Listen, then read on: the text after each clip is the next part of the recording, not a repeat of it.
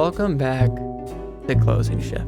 This is lovely episode number 42. I am your host, Emmy, joined by my, as always, cooperative host, Mia. And today we are joined by a very special guest from our past, February Bryant. Welcome to the show.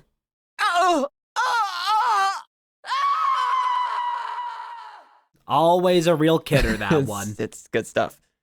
Yes, it is a lovely November day that we are recording this. It's starting to get nice and cold. Holiday season is upon us. And also the new year. You can start to smell it on the breeze. So I have to ask, Amelia Bedelia, what is something in 2025, coming up in the next year or so, that you're looking forward to? Being closer to death. Well, that is one answer. No, I was just like, what's the opposite of what you want? What you want me to say? Let me think. What's coming up in 2025 that I'm looking forward to? I don't know, man. Like, there's a lot and not a lot. I'm not really planning anything for the upcoming year. I mean, my HRT becoming much more, like, severely taken over me is nice. Although, I mean, we'll see how that plays out throughout the next first year of Trump's term, but you know, we won't bring politics into this. That's where my thought process is on that. It hasn't really gone further than that. I don't have any major intention specifically for next year. No resolutions?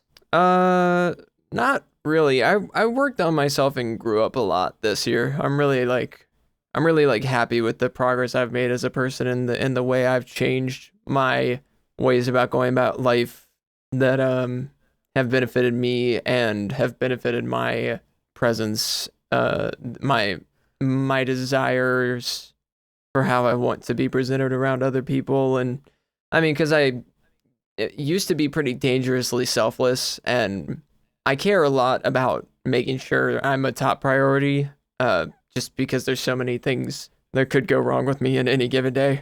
Taking care of myself was like hard, but it was only hard because I was so trained not to by various different things, various different habits I'd built. I mean, I left two of like the worst bad habits / kind of addictions that I had behind this year. And I'm ending this year off in like despite a lot of really shitty stuff happening recently, in one of the best mindsets that I've been in a long time, because it's been a long time since now that I was able to just enjoy hobbies I have as hobbies, not even think twice about committing part of a day to a thing, hanging out with anyone and enjoying it and not thinking about extra things just because I know they exist. I would just like to keep that going, you know, like, I mean, this is kind of my answer is that I kind of like, I don't need any resolutions at the moment. Like, my resolution for this year was I saw 2024 getting a lot better for me, and thankfully it did. Not in ways I expected, but it did get a lot better. But I just don't, I got no reason to, I guess I have to like deal with so much during this holiday season. Still, I'm like just there. I'm stuck here until I spend enough money, and then I can move on. But 2025 seems so like nebulous at this point. Weirdly enough, it just seems so far away. Like, I guess something I'm looking forward to is the next Royal Rumble and Raw on Netflix. Oh, yeah. Looking forward to that quite a bit. I'm a little bit scared about Raw on Netflix after what just happened the other day. What happened? I watched the event that was Jake Paul versus Mike Tyson because it was just streamed onto Netflix. If you had access to Netflix, you could just watch it. And it was, it looked like Mike Tyson's Punch-Out for the NES.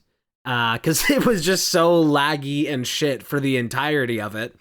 And it buffered every like minute or so and made it like miserable to watch. Even like in the middle of fights and everything, it was just like the worst live experience, which should not be a surprise for Netflix because apparently they tried to do a different live stream thing like a year ago for the show Love is Blind, and it went a very similar way of it just being an absolute streaming nightmare. And when you see Netflix fucking up so much one stream that like it's like that's one being handled and having that gigantic of an issue. It does make you appreciate kind of what like Twitch and other platforms do. It's like, oh, it could be so much worse. And the buffering and the lag issues wasn't even the worst part of the night. It was just well, it was a good event for most of it. Barrios and Ramos fight, that was good.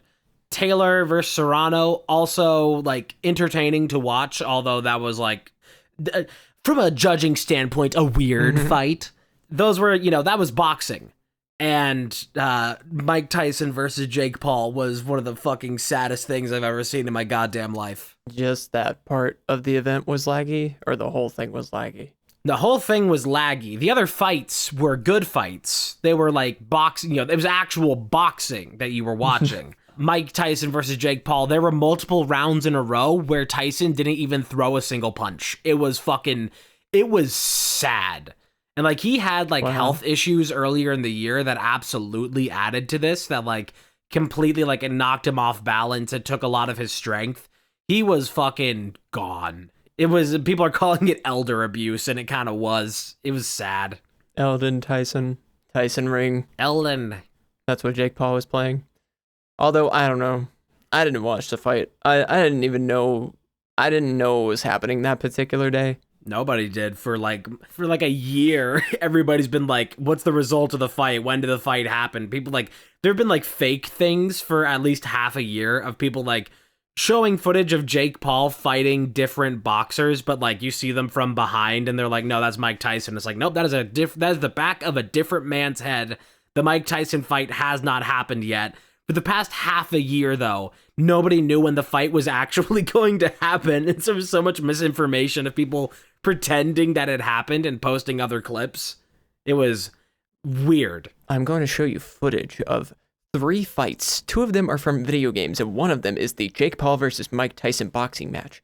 They are all going to be blurred at 85%, and you have to tell me which one is the real life fight. I mean, you would just see like every like 3 weeks or so, you just see like a clip of, it's like, here's Jake Paul versus Mike Tyson. That's Floyd Mayweather. Here's Jake Paul versus Mike Tyson. That's still Floyd Mayweather. It's just like, you can't get any good information. We're operating on Mike Tyson today. That's Floyd Mayweather. That's Floyd Mayweather. We saw too much of Mike Tyson that my God, night. Mike Tyson's entering the Rumble. No, Michael, that's Floyd Mayweather.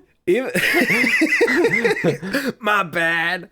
Even if like the fight like wasn't horrid, there was still some wretched things that happened during the night. Even if you didn't see the rest of the event, I didn't see CM Punk call that match. That would have been like the perfect match. He would have trashed both of them. Even if you didn't see the match, you definitely saw something from that night if you've been on social media, and that is the full bare ass of Mike Tyson. Wow. He just full on fucking naked ass, like 10 seconds of it, because they were doing like a locker room interview with him, and he like walked away at the end of it, and they didn't cut the camera away, and he was just fucking naked. Like they were shooting it like waist up, and he just walked away, and the camera followed him, and it was just pure Tyson ass. They interviewed him while he was naked? Yeah, because they were in the locker room. Why? Yeah, but why didn't they just wait until he wasn't in the locker room? Why did they have to do it when he was naked? That's where they are all the way up until the fight starts, but it was just a interesting moment. Like, whose fault is that for that shot? I mean, I get that the camera person could have not aimed it right at his ass, but like, I mean, they were doing it live, so Tyson being like, we need to get this like pre-show interview real quick while he's getting ready, so they like had to force him into that moment. Wasn't laggy. It like buffered at that moment for some people and froze on Tyson's ass for like a minute. Nice. Naked Mike Tyson jump scare. It is a very depressing thought. Although Mike Tyson is not a good man, I have no love for the man. It is a very depressing reality that what is most definitely the final fight ever of this legendary boxer, that he just showed his full ass on TV and then stumbled around like an old man. What a legacy. I mean, Is it really that surprising at this point? No, it shouldn't be. Bro should just become a Pokemon professor. That's how old he is now. Welcome to the world of Pokemon. I mean, it's just Baron Corbin versus Kurt Angle round 2. Like, that was just basically that. Baron Corbin was the man to retire Kurt Angle, and no one has ever enjoyed that fact ever. I don't even think Baron Corbin enjoys it. No one knows why Vince McMahon made that decision except for that he's Vince McMahon, so it makes sense only because of that. But it was first of all, it was a shitty idea, and then it was a shitty match too. It wasn't even a good match, so you can't even be like, well, at least the match was pretty good. And it was like, it was just during that time where like WrestleMania 39 time, or not 39. WrestleMania 39 was a good WrestleMania, I think. But there's one WrestleMania that's like notably terrible, and it's one that it's not WrestleMania 27. It's a different one. It's in the 30s somewhere. I think it's 32 or something. But it's the times like that. It's like the mid to late 2010s era of WWE that was terrible before the Bloodline got like good, and that all started happening, and Cody came back. Like 2020's WWE has been absolute peak. This is like the best WWE since the mid 2000s/90s, in my Wrestling Observer opinion. So how many inches you slanging right now? I'm slinging a lot of inches. Pull out the ruler. As I was watching a lot of the boxing matches, though, too, I like just seeing at the end of these matches, they just had like fucking like scraps of flesh just hanging off of their faces from all the cuts and bruises, and just like gashed open from all the punches. And seeing that kind of damage being done to their faces for all these rounds, and thinking, God damn, they walk out of this okay with no external problem, and they're fine in like 3 weeks. But Shawn Michaels takes one bad bump from Kane and gets a permanent lazy eye. It's not fair. It's insane watching them fucking like punch each other in the skull 100 times over the course of 15 minutes. And they're just, it's like, but it's fair. Fucking one bump from Kane. That's fair. But, well, to be fair, I don't know exactly what caused that. I don't know what the bump was like. I've never seen. It was a kick. I don't think I've seen footage of it. I mean, I've probably seen footage of it. Nice car, bro. Nice car. You'll hear that when you're editing. You ever doing commentary on our show, and like I don't know if you can relate to me in this way, but sometimes I'm just doing commentary and then I'll blank on like what I was talking about, at least mostly, and be like, what makes me qualified to do this? And I'll just think about it, and then I get distracted. I was just gonna say that I must have. There's no way I like haven't seen footage of it somewhere sometime, but I don't remember when. I don't remember what it was or what it looks like. Also, my Discord connection seems to be dipping. That's cool. Awesome. I don't know why that is, but it's probably fine.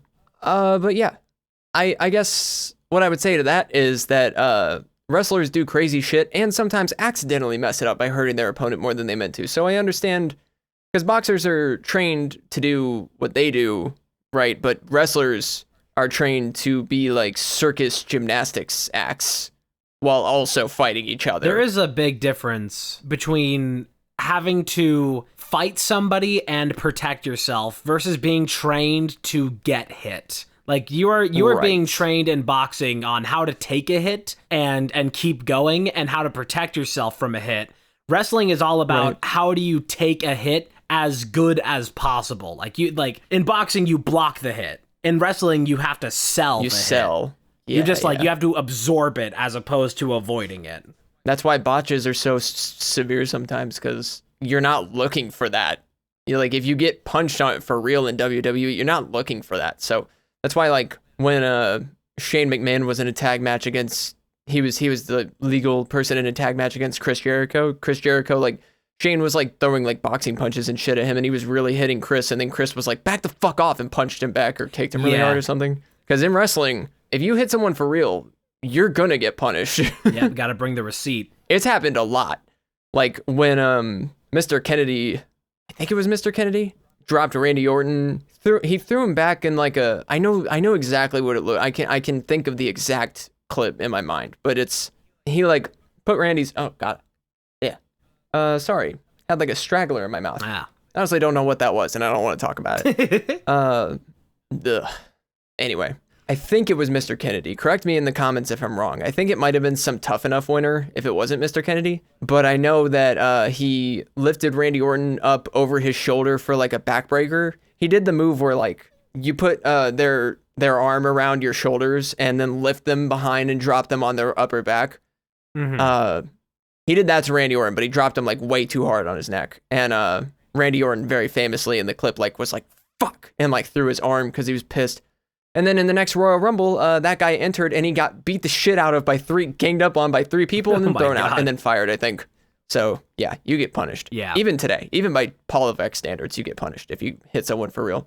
People are just smarter and more careful now. As is said in wrestling with that, is that other wrestlers, they are trusting you with their body and you cannot misuse that trust. You have to be able to trust your opponent for sure. That is like that's why when someone like leaked that like behind the scenes photo like an asshole on social media, you saw like people like Gunther and Randy Orton like talking casually. It's because you have to communicate. Yeah. Like that's why John Cena makes like really loud verbal calls in the ring. What am I thinking of? What? I'm trying to think of the word for like calling the play, but it's not audibles. Jesus Christ.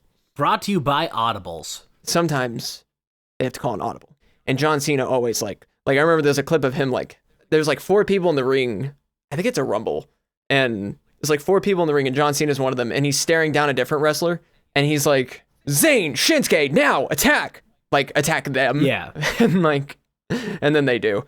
Just because I don't know why John just doesn't care. Shinsuke, go! Shinsuke, use landslide. Shit is a landslide like Shinsuke, smooth, strong style of the 50.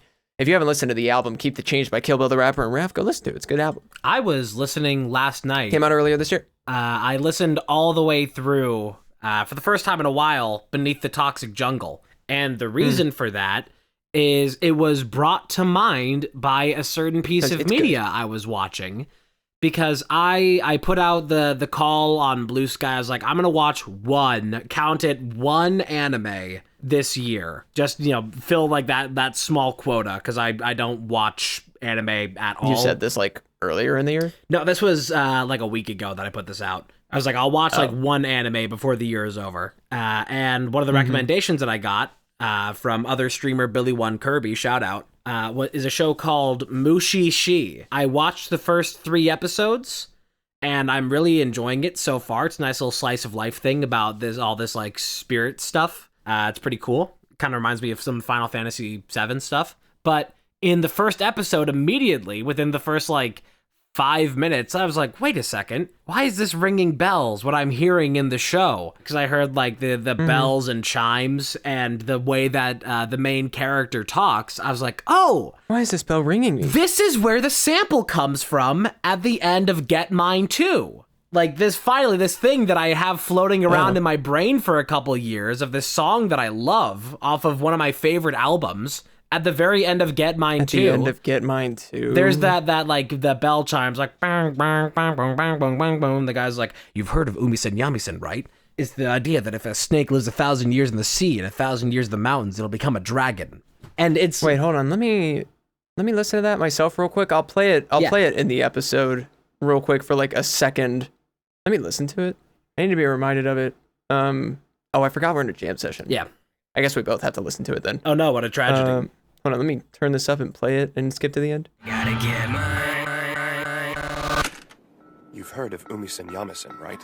Yeah, so I was just like... okay, that part. I watched the first episode, I heard those chimes and that character's voice, and the sample isn't in that episode, but like I immediately recognized, like, this is where that comes from. So I had to immediately... Oh my god! I gave some thanks to Billy for recommending that, and then... in that also gave the recommendation. I also gave the recommendation of that album, and I think I've now created a new Rav fan along with it. I actually recently had a similar experience with specifically a Beneath the Toxic Jungle song. Devil Fruit Smoothies? Yeah, did I tell you about off? No, I just figured because you've been watching One Piece. I have been watching One Piece. I've been watching a bunch of anime. I'll talk about that in a little bit, but that's not what I was gonna say. You just happen to it does happen to be related to One Piece in that song. I found out that a coworker I love friend of mine who, sorry, I almost said their name like 3 times. I was trying not to. Jesus. But anyway, my friend at work who is named. My brain just tried to do it again. This is why I don't think I'm qualified for this show. They're a huge One Piece geek, and we were talking about it. We were yapping, if you will. And I was like, you should hear this song because it's so good, and it's just like, it's One Piece. It's One Piece. I pointed and was like, it's One Piece. Look, I don't know if they listened to it. I'm not sure. I did not follow up on that, but we have been yapping a lot about different animes and stuff. I'm kind of hitting my second anime wind since my teens, which is interesting because I did have a first anime wind for like a year or two when I was like 17, 18. That's when it started, and it went on for a little while. It went on until I like watched Demon Slayer, and Demon Slayer before my recent anime thing was like the anime I'd been the most invested in over time besides Darling in the Franxx. I'm planning to rewatch Darling in the Franxx. I haven't seen Darling in the Franxx since I was 18. But yeah, I've been on a huge anime kick and video game kick. Like I was saying during my opening question answer, I just have like, ever since taking a large step back from content creation being a focus in my life, I've been able to like, hobbies are just so normal now. And it's like, I feel confident being like, okay, cool. I'm gonna like sit and play this game and watch this anime at the same time while I'm like not doing anything. And I can do that because there's literally nothing else for me to do. I've gotten over the paranoia that I'm missing out on something. And it's so nice. If you're not completely overwhelmed at all times, then you're underwhelmed. Yeah, I had to get mine, and I got mine, and now I'm good. 2. Is there a Get Mine 1? Yeah, that's why it's Get Mine 2. I don't think I've ever, yeah, well, crazy. I don't think I've ever heard Get Mine 1.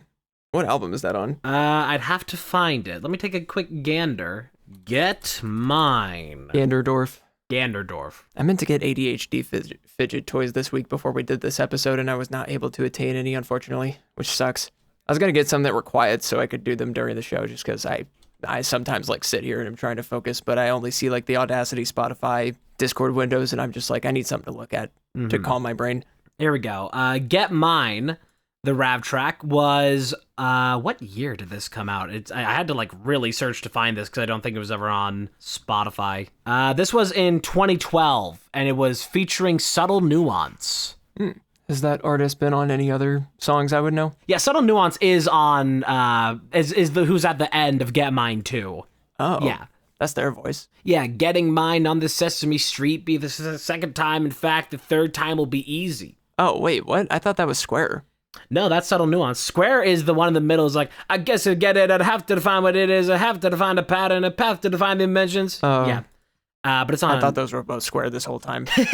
Sorry. B-Sides and Rarities Volume 1, 2008 to 2012 has Get Mine 1, just known as Get Mine. Is that on like SoundCloud or something? Or just YouTube? I don't know where it is.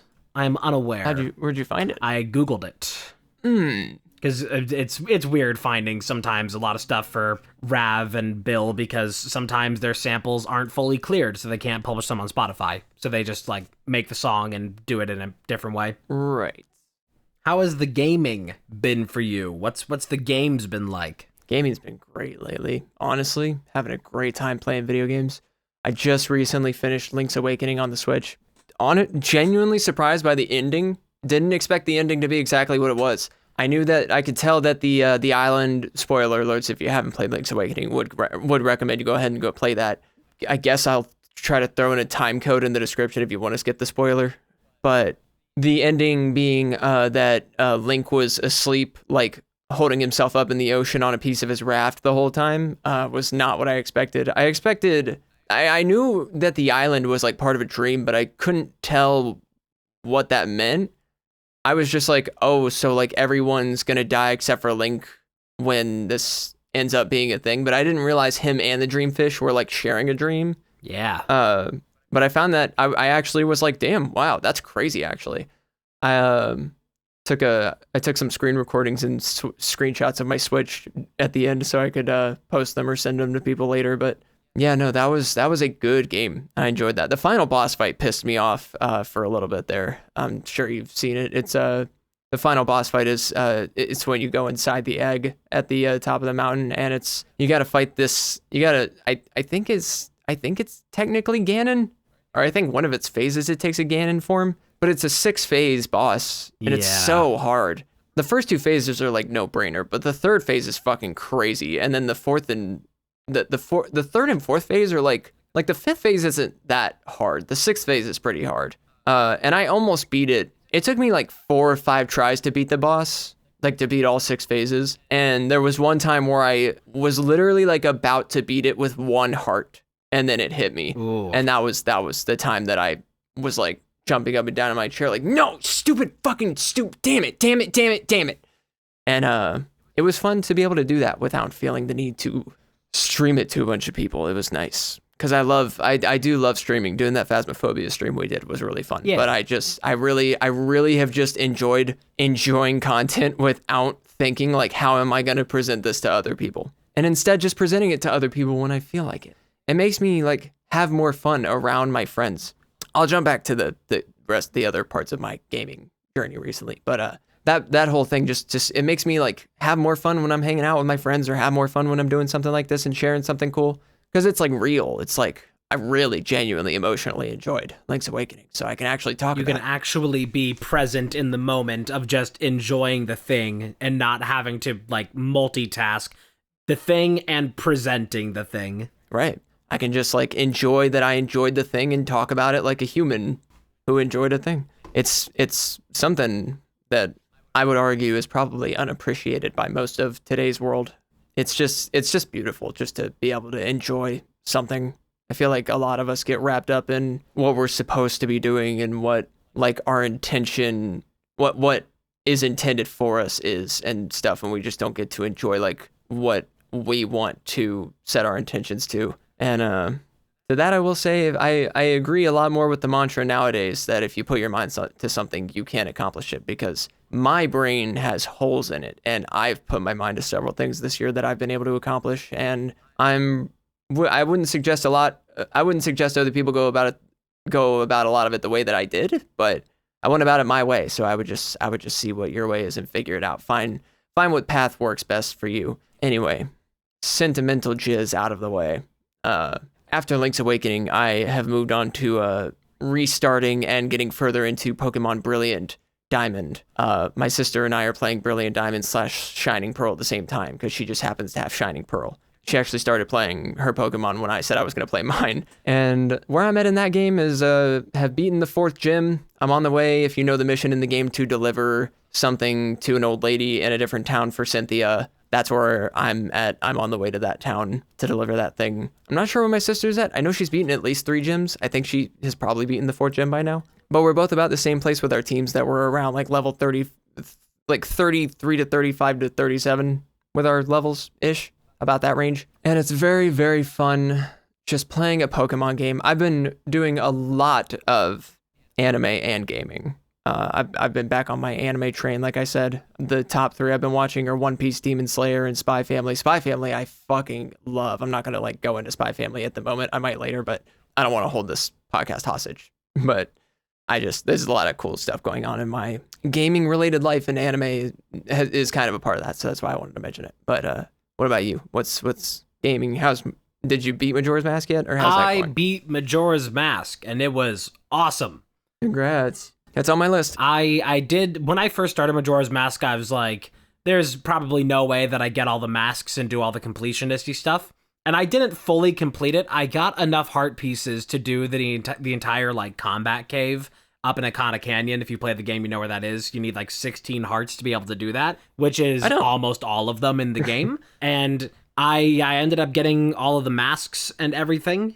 And when you do that, you get rewarded with a very special item that completely trivializes the final boss of the game, which was also the final boss. The final boss, engage. That was just like a great time. Just like after all the effort that you put in, it's one of the things that I really like about Majora's Mask that I am now missing going through Twilight Princess, is that Majora's Mask is like this fucking golden goose of a game, like so impossibly perfect in so many ways, and like it still has problems in other ways. I will not deny that, as evidenced by the amount of frustrations I had when I first started playing it. But it just does so much right, And there's like me being like a veteran Souls player at this point, the fact that there are RPG elements within Majora's Mask that, because everything in the game is designed for this 3-day cycle that is constantly resetting, that means that when you get any kind of upgrade or some kind of change,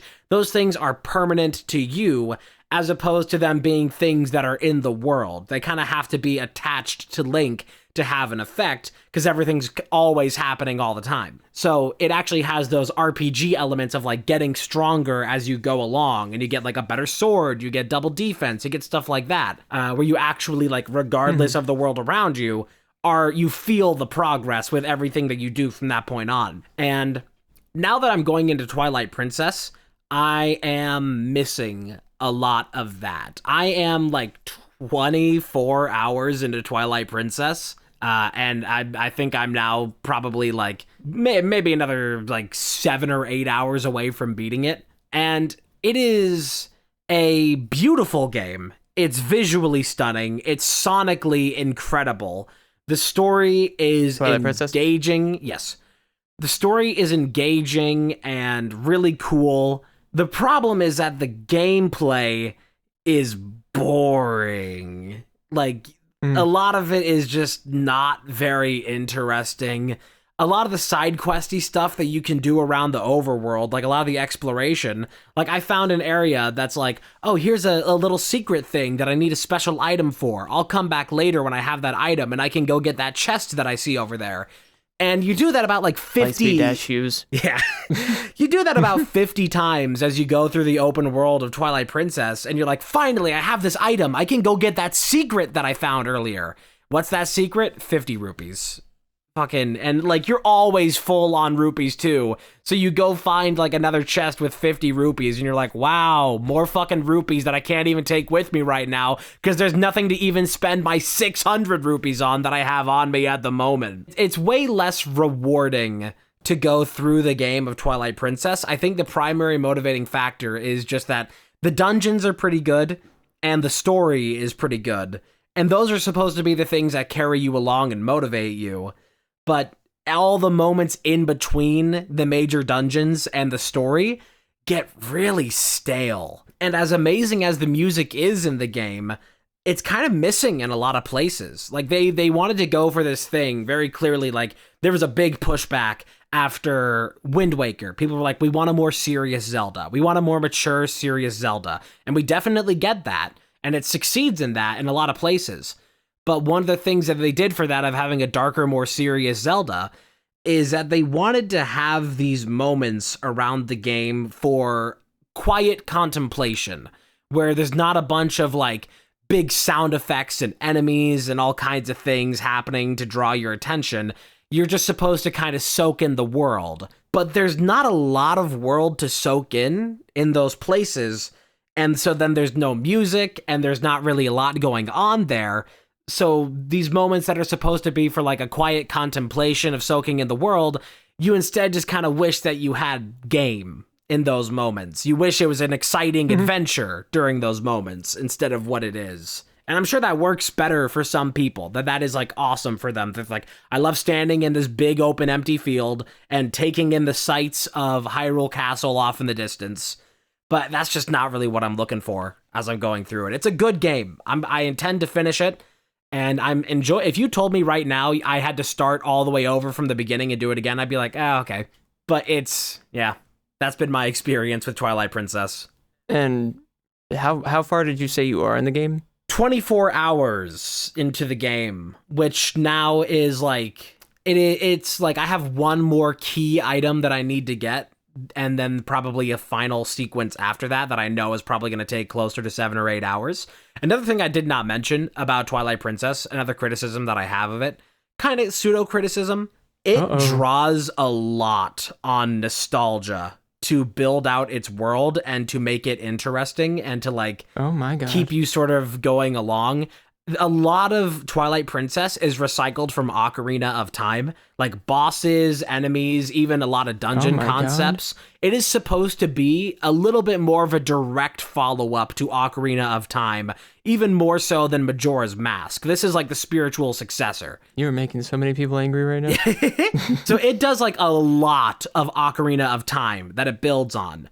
And I would give it a lot of points for doing that because I love Ocarina of Time. I would give it a lot of points for doing that if it had more going on for itself, because when the gameplay itself isn't very interesting and a lot of moments I find to be kind of lacking and kind of boring, I wish it would be doing its own thing instead of using nostalgia as a crutch. And that's all I have to say about Twilight Princess now. I'm done. Oh no, you're not done, because I have one question to ask you about it. Why do you hate it? I hate it because it's boring. Is there a way to check your hours if you're playing a game on your totally legal GameCube on your computer? Well... Is there a way to check your hours on that, or do you know? I am not entirely certain. I don't think there is. Maybe it's like somewhere that you'd be able to find it, but I have no idea.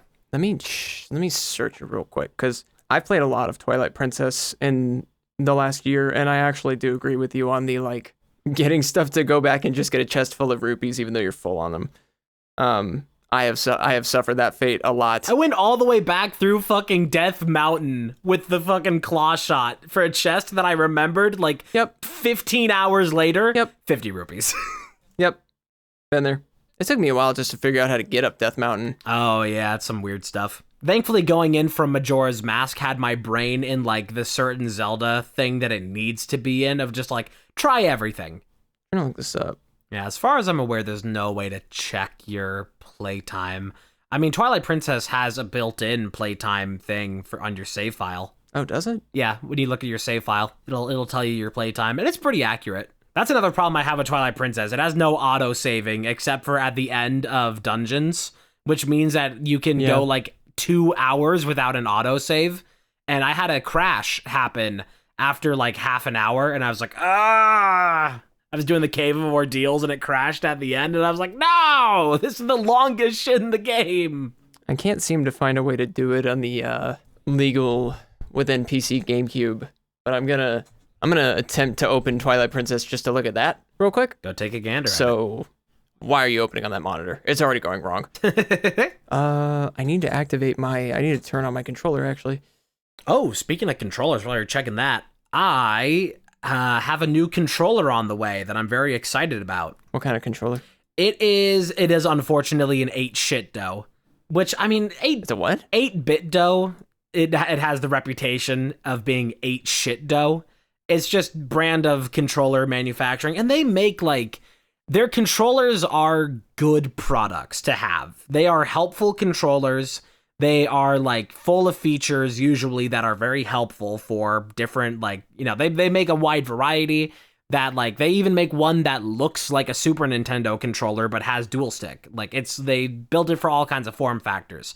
So I got one that's Xbox style, that instead of it being the normal ALPS joysticks, which are standard and everything, that's what the type of joystick is that's in, you know, everything that is getting drift these days because everything's built with them. Those use a potentiometer to determine the position of the joystick, and that's what can cause the drift, is that wearing down over time and stuff getting stuck in there. This controller, which was only like $40, it has Hall effects joysticks, which instead of using a potentiometer, they use magnets for positioning to determine where the joystick is tilted, which means that there's, in terms of like moving parts, it's much more reliable. It'll wear down a lot less.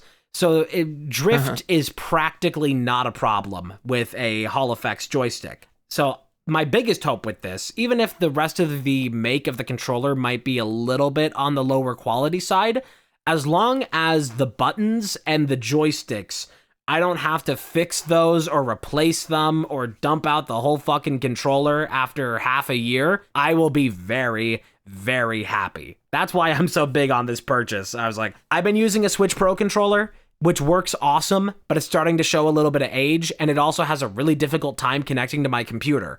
I always have driver issues trying to use it. So I just needed a solid controller that isn't going to break and is compatible with my computer. And that's what this 8 shit dough is going to be. Well, good luck with that purchase. During that, I did answer my question. I'm just over 17 hours into Twilight Princess. That's where my playthrough is stopped. My character's name is Flurgant. And besides that, I mean, my controller situation is that I have a Switch Wireless Pro controller that I use. I have one for individually the upstairs and then the living room downstairs, just because it's convenient. I have a lot of controllers, but those are just, I happen to have two. I didn't know the one downstairs I have is one of those ones you can buy at like Target that's got a little design on it, and it's got like an 8-bit Mario Brothers design on it. Is it like a Power A or something? Something like that. This one I have up here is the purple one that's an afterglow, and it's got waves that stream colors when it's on, which is pretty cool. But I found out the Mario one works really fine. It just had some battery corrosion, so I cleaned it and put new batteries in it, and it works perfectly fine. So I was like, why didn't I know this controller was here? I had no idea it was there. I was kind of disappointed that I couldn't find a PC-compatible controller in a GameCube style with Hall effects. That would have been my ideal. Well, keep dreaming on it. Maybe one day your prayers will be answered. Someday. I mean, you can get those. You just have to get them custom made, which would rack you up closer to like $100 for a controller, which is worth it for some, but not for me right now. Yeah, when's your birthday? January 15th, so it's almost 2 months to the day. Cool. I just wanted you to let me know so I can know when to let you know ahead of time that I'm never getting you that controller. My controller, actually, honestly, it wasn't really a complaint I had until someone pointed it out, but the buttons on my Afterglow controller are so loud. Oh, yeah? That I was on the phone with somebody playing Pokemon and they were like, what are you doing? I was like, oh, I'm using my controller. They were like, it sounds like you're punching the wall. I was like, oh, sorry. And now if I have like no audio other than the game audio or just like my earbuds in, which I mean, me having my earbuds in my PC setup is a whole nother story. And I'm just like hearing my controller, every button press sounds like, you know, the episode of SpongeBob where he's like sneaking through Patrick's house and every step makes a super loud noise. It's like that. But I just mostly ignore it. Like I've said before on the show, I think I've been utilizing the Switch, the Switch's like gimmicks more to like taking it to work and using it on my break by detaching the Joy-Cons and just using each one individually, like a controller, and then playing it in tablet mode. Like a controller, Joy-Con is there. Playing it like handheld mode, exactly. This is why I like you. You understand these things. I also was, I just had a really random thought, really random wrestling transition. But I told Mia earlier, but they just last week for you guys, but just recently put the 2024 Men's Royal Rumble full match up on YouTube. And I was rewatching it earlier today, and I was like, I just was impressed. I was like seeing people like return and seeing so many things happen and seeing so many things that were in the context before WrestleMania 40. And I was just thinking about how like long this year was in wrestling. Yeah. And how many things changed. Like there were so many title changes and there were so many different like this year still was when Damian Priest cashed in his Money in the Bank. Like still at the beginning of the year hadn't cashed in his Money in the Bank. It was Senior Money in the Bank, and the Judgment Day was still the OG Judgment Day. And then like he cashed in at WrestleMania, and then he became champion, and then he lost the championship, and then he started a feud with Gunther, but then he stopped the feud, and then he started a feud with Finn Balor, and then the Terror Twins happened, and all this stuff happened just this year, and I was just like, oh my god. It's been a full year. Bad Blood was already a month and some change ago, and like, I think back to it, and I'm still like, I can't believe, like, thinking how, like, nebulous the idea of going to a PLE was in, like, January, and, like, we just did it, and, like, we have had done it by now for a while. Yeah. And we're still just here. That's crazy. It's kind of crazy to think about right now. It's like, oh my god, he finished the story this year. I know, like the story still wasn't finished at the beginning of this year. And then he finished it, and here we are, and he's still champion. And now we're at a point where like... We saw in this year, Cody finishing the story, the disappearance and reappearance of Roman Reigns, and the start of the new bloodline. And now we have Sami Uso back in the fucking building. Yeah, we saw the start of the new bloodline. All these new Samoans and Tongans come in, and now we have the reformation of the original bloodline at Survivor Series. We only have 2 PLEs left this year. The entirety of Punk McIntyre, basically. And then we have Raw on Netflix in January. Oh my god. My God. What a year it's been. I know. It's like, oh my God, man. But anyway, that was just a quick wrestling tangent I had in my head. I was thinking about. I don't remember what we were talking about before. Controllers, I think. We were talking about controllers, but you know what? I have a little thing extremely late in this episode. We'd normally do it earlier, but I have a segment to do. I forgot. That's right. It is. We are not doing the news segment this one. We are once again doing Critics Champion. Emmy, I'm going to need you to pick a video game. Last time that we did this, you chose a you chose Link's Adventure. I can't get my Zelda game straight. Yeah, hold on. I'm making the thing for it. I'm making poopies.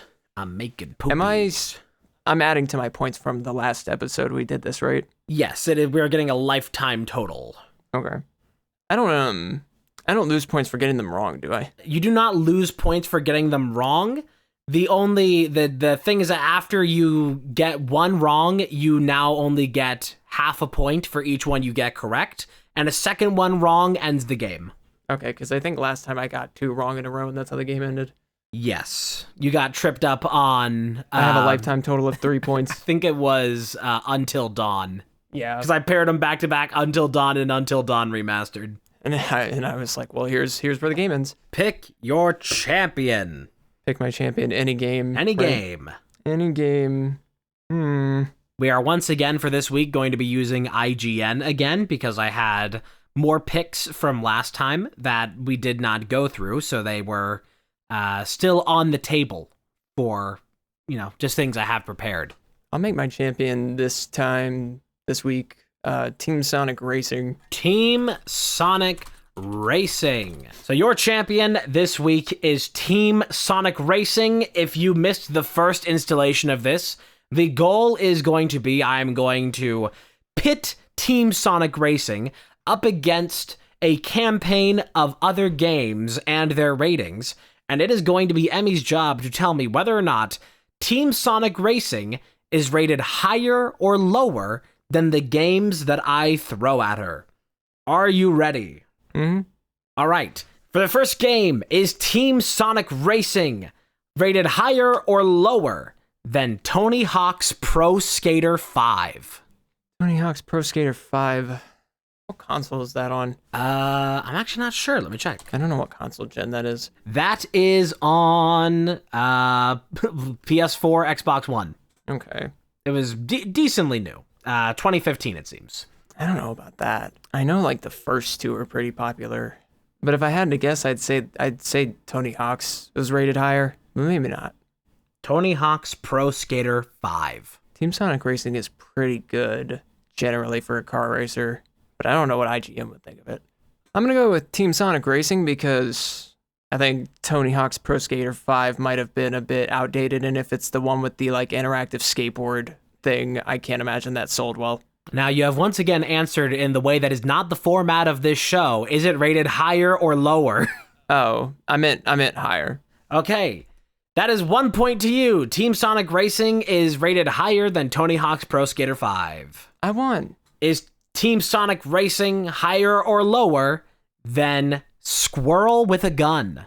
Squirrel with a gun? Recent viral video game, Squirrel with a Gun, featuring a squirrel with a gun. I don't know that game.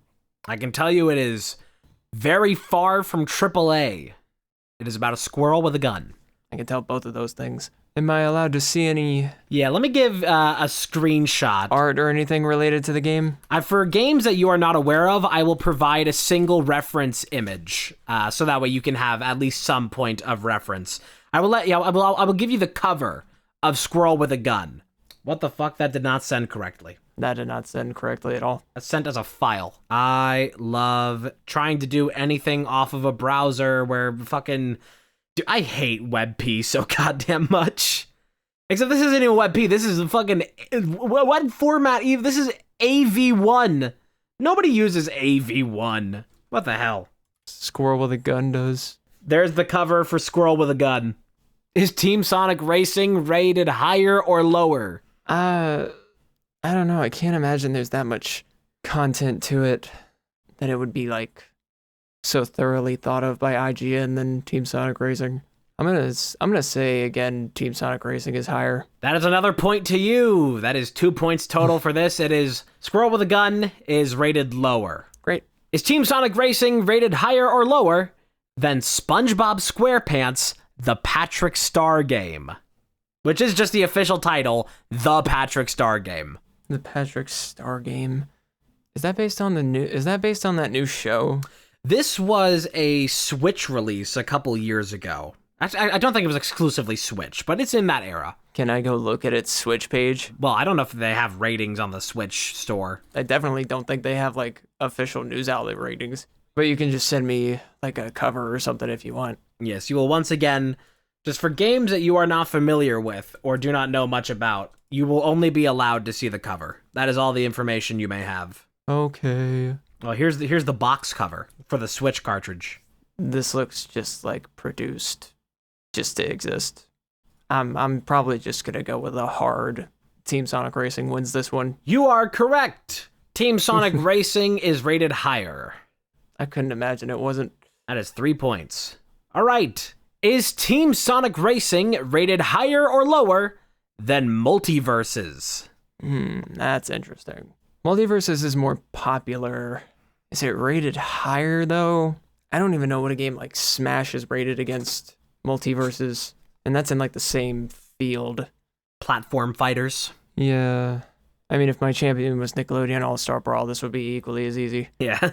But I don't know. I feel like a lot of people at IGN would have thought like this is the Smash killer. But I don't know. What were the games I've done so far? You have done Tony Hawk's Pro Skater 5, Squirrel with a Gun, Right. and SpongeBob SquarePants: The Patrick Star Game. But those are all pretty like none of those are on the same caliber as these two. So that's what's hard about it. Like, it makes a lot of sense to Team Sonic, because Team Sonic Racing is a good game, and the music in it is good. I am gonna say that Multiverses is higher. That is incorrect. Really? Wow. Multiverses is ranked lower than Team Sonic Racing. Impressive. So you do not get a point for this round, and you are now on your final life, and you will only receive half a point for each correct answer. Is Team Sonic Racing rated higher or lower than Astrobot? Not Astro's Playroom, the new game, the one that came out a few months ago, Astrobot. Yeah, that's what I thought you were talking about. Astrobot's pretty good. A lot of people liked Astrobot. I glazed the fuck out of it, with no regrets. I feel like Astrobot was a hit. So I don't know. This is another like Astrobot just had an update where they added a few more Astrobots, one of them being like Helldivers. Astrobot versus Team Sonic Racing. I wish I at least knew what Team Sonic Racing's IGN rating was. Like, if it's higher than Multiverses. So far, it has been higher than Tony Hawk's Pro Skater 5, higher than Squirrel with a Gun, higher than SpongeBob, higher than Multiverses. Yeah.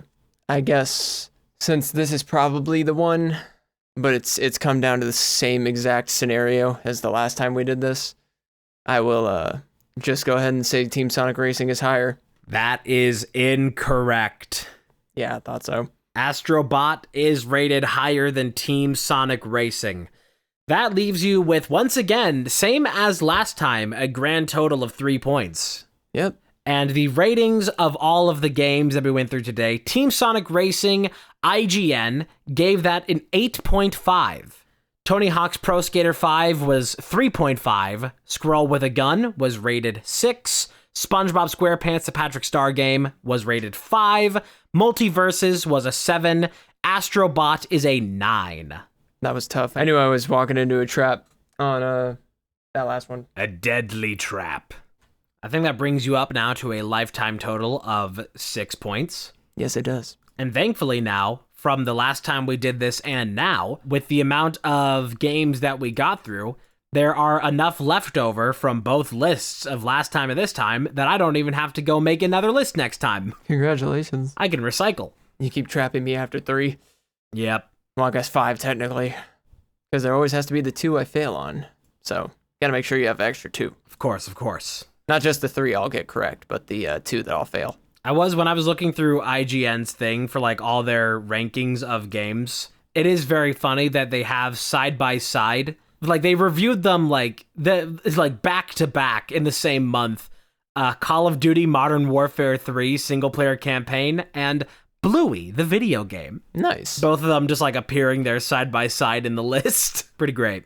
That timing works out so funny sometimes. It's just another Animal Crossing Doom Eternal situation. Always an Animal Crossing on the new horizon. And Doom is always eternal. I probably should have taken the opportunity when it was on sale. It was in a bundle for Doom 2016, along with some other stuff. I check often, although it's not always that there will be things there that I actually care about, because, I mean, mystery bundles are usually just a scam. But I check Fanatical a lot, is a good website for bundles. And I've gotten some good stuff through there at some good deals, but I probably should have taken the opportunity there to get Doom 2016. But sometimes you just don't find enough things inside of one bundle to make it worth it. There will be like one game in it. I love Doom 2016. I've never used that service, but I do know about it. I think I know about it. Unless I'm thinking of the same service, but it's a different service. You got to keep up. I check often Fanatical and SteamDB, because SteamDB just has a page that you can go to see games on Steam that have like free promotions. So you can just see, like, you just go to the page, and I can just send you the link to this, where you can see, like, as they arrive, what games on Steam you can just like get for free and keep forever, or if they have like a free weekend. It's good to check. And right now, because Half-Life 2 is having its 20th anniversary, Half-Life 2 is free right now. Although that's probably going to be expired by the time that this episode comes out. But they finally added a Steam workshop to Half-Life 2. It's huge. And they added developer commentary. And they showed off what was going to be in Half-Life 2 Episode 3. Like, some of it. So we, like, we kind of get Half-Life 3 a little bit. Just a taste of it. You want to believe that. You want to believe it so hard, It's don't you? basically, like, there have been, like, fan-made things to sort of finish out the story of Half-Life 2, because they left it on a big old cliffhanger, and then they never delivered on Half-Life 2 Episode 3, which Gabe has now said was, like, a huge, like, personal failing that they could not deliver on Episode 3, but they had some cool concepts. So, very nice now getting the 20th anniversary Half-Life 2. They have made it free for the past couple days. They added Steam Workshop, and they also fixed a couple things, and, like, added, like, a couple more little fun things to it. It's very nice. That's cool. I'm rather saddened that I cannot finish my Half-Life 2 VR playthrough I was doing with the unofficial VR mod, because my Quest controller is broken, so never get to finish that. Yeah, it's unfortunate. Boo-hoo. I would really like to intend to buy some new Joy-Cons soon. Not because of drift. Mine are just ugly. They're the two neon yellow ones, and I don't like them. I am okay with them, but I don't like them. It was actually from discussion about the Switch 2 that I first learned that Hall effect sticks are a thing. And I was like, what? There's a better joystick alternative on the market that, like, doesn't get drift problems? Because, you know, people talking about, like, what could actually be the new hardware feature. Because they said there's going to be, like, a new gimmick for the Switch successor. So, you know, a lot of discussion has been like, what is that actually going to be? And one of the things was like, maybe it'll just be the exact same, except it has Hall effect sticks. And that put my brain onto it, and now I'm going to be getting one of those controllers. So listening into gaming discussions can be helpful in unintended ways, and absolutely mind-numbing in others. You'll have to tell us about it when you get it and use it for a little while. Oh, I will. Yeah, I was in no way wondering what it would be. I knew I knew you'd be present and ready to review this product, which I'll be excited to hear. I haven't needed a new controller in a while, just because I don't. I mean, I'm happy about it, honestly. I just want new Joy-Cons because I want, like, I want a bunch of different colors of them, so I can just have them. I just like changing up stuff like that. Yeah, and it's also nice to just have spares. Right. I gave a recommendation the other day. Somebody in my chat was saying that they need to get, like, new headphones, and I was like, I have a recommendation, because I finally have, like, the longest lasting headphones I've ever had are the ones I'm wearing right now. And they're so good, they sound really good, and they have really lasted quite a long time, and thankfully, just the hardware in them is good enough that the only thing I've had to replace is just the cable, because that got, like, worn down over time, completely unrelated to the actual quality of it. That was just my own negligence about the cable health. But I use one audio that's spelled out the number 1, ODIO, and they are the model A71. is what I'm using right now. And I went through a lot of frustration for quite a long time with headphones where they would like, they'd like snap after a year, or like one of the ears would just stop producing sound. It would have some kind of problem. And I would go through headphones quite a lot. But these I've had for 2.5 years now. I actually got them right before we visited Boomers, like literally like the couple days before. And they've been lasting ever since. They've been great. And I like them so much that I got a second pair of basically the same model. I got the A70, which is a Bluetooth compatible model, although very similar audio profile. All of it's basically the same form factor, same everything. It's just that one has Bluetooth capability is the biggest difference. And so now it's just been so lovely to have like a spare and also a wireless option for the exact same headphones. And they're only like, they're also only like $40. They're really good for the price. If you want like good sounding headphones that are going to last you quite a long time, go for it. One Audio A71. You can find a text code picture of them in the description. No, just kidding. Well, that is interesting as well. I spent this week dealing with some headphone stuff. So Mia was staying with me like a month ago, so you know what these are. But I have these cabinet locks that stick to a cabinet, and then the the side of the cabinet around it, or another cabinet, so they can't open. And I have that for my cats because they try to open my cabinets. So I stuck one to my desk and like shortened it really short, and stuck a headphone extension cable out from my PC that's really long through it to have my earbuds in at my desk without needing my microphone in front of me. Because that was the way I did it before. So it's actually a really great method. I figured that out one day, and I went to bed, and the next morning I woke up and my cats tore my earbud cable just straight up. Only one of the ears worked. And I was pissed, but I was like, you know what? I should have known. And I think I'm about at the point, it's been about 3 months with my cats, 4 months. Jeez, I think it's been 4 now. No. It's been 3. It's been a minute. It's been 3, but it's been a minute, yeah. And I love my cats, if you don't know. Oh, I actually had a funny picture I was going to show. Man, there's so much shit in this episode. Man, this episode is huge. Follow us on your favorite platform and go to Spotify and YouTube for the video version. But anyway, I was getting paid from my job this week, my IRL job, so I was like, all right, I need a plan to buy new earbuds, but I also need a plan for how I'm going to protect them. So I made this whole plan and successfully carried it out where I use like Apple earbuds with the 3.5 millimeter jack, because those are the ones I like to use, especially in my computer, because I can like hear myself think and I can hear everything around me, but I can still like tune out if I want to. These just I've ever since they changed the way Apple headphones are from like the regular kind of earbuds to the like shaped ones, the form-fitted ones, those have always fit my ears better than most earbuds. So what I did is I bought a new pair of those, and let me actually, I can take a picture of this setup and put it on the screen real quick, just so y'all know what I mean, and I'll send this to you as well. But I set this up so that I could have my earbuds at my setup. It's going up on the screen right about now. Oh. I put this setup in place so that it would hold, and also it's unlockable, so I can move the cable without having to take this thing off if I want, or put something else in it, which is really nice. Because I was wondering how I could make that stick without having to buy something new. You got the headphone jack fucking tied up for BDSM. Yeah, well, you know how I like it. Anyway, I don't have an actually funny way to add to that joke, but good joke. Freaky.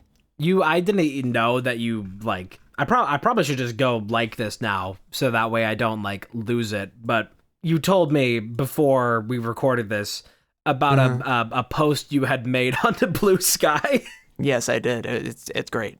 Let everyone know. Shoddy got that Fred jiggle horn. It wasn't even a minute from thinking of it and posting it. I was like, I have to post that before I forget. Pretty great. It was very in the flavoring of Rav that he does that on Twitter. But so to continue my headphone plan, I had to buy new earbuds, which thankfully, and I mean, I only say thankfully because a lot of their other stuff and a lot of other pairs of headphones are really expensive. Thankfully, these Apple earbuds with the 3.5 millimeter jack are only $20. So I was like, whatever, I'll just buy a new pair of them because I like them. I'm willing to spend $20 on the headphones I like, because I had just gotten like a really good setup for using earbuds at my desk. And I was like, this is awesome. Like I can sit here for so much longer now and use headphones that are comfortable. So I also got this desktop set of stackable drawers that are just like little, and I used command strips because I use command strips for everything. I used command strips to stick them to the desk. I actually had to get a little crafty with it because I didn't end up being able to stick them because there's this like lip on the top and bottom of it. So the command strips themselves were unable to reach the desk if I put it down flat because the lip was too tall. So what I ended up doing was just sticking another pair of command strips on top of the original, and that worked. So life hack if you are a command strip user like me and you need it to be a little taller. But I use this drawer. I can put my headphones and other desk stuff like my chapstick and stuff in this drawer at night, and my cats will not mess with it. And it's very, very nice. I saw firsthand how much they love to steal chapstick. They do. I mean, I just found a little compartment under my pantry that I didn't even know existed, but it's so little. But that's where all their little toys and my chapstick ended up. It's just under that little thing. If you look under it, it's just like a big pile of stuff. And I had no idea that's where all that went, but it makes sense that they knocked all that under there. And we should probably do something about it. So I'm probably going to fish my chapstick out of there at some point soon. But yeah, so I've had to do a lot of things to protect my stuff from my cats, but that is one of the more convoluted ways I had to go about it. But it's nice because I now use my Skull Candy headphones as wired headphones if I want those. I just have a cable that is plugged into my microphone that rounds about my desk, and I can plug into my ears if I want to use it. Or sorry, I can not my ears. I can plug into the headphones if I want to use them for my computer, because I just let the Bluetooth connect to my phone. Their Bluetooth can connect to my computer and it would work pretty well. I just didn't want to mess with the connections if I didn't have to. And I'm trying not to care so much that it's not wireless, because I still have my other PC headphones, but those just aren't as comfortable as these earbuds or the Skull Candy ones. And I don't like having to get up for my setup just because my head is uncomfortable from my headphones.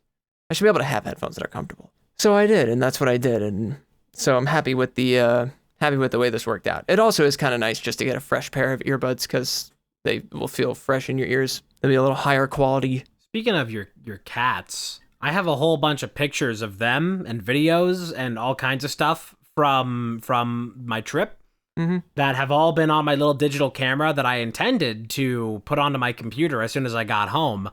But since I got home, I haven't been able to find my little USB SD card reader. So those have been sitting there for like a month. I haven't seen anything from that, and I haven't been able to put those on my computer. And I still need to find it. I do not know where the hell that thing went. Where are you?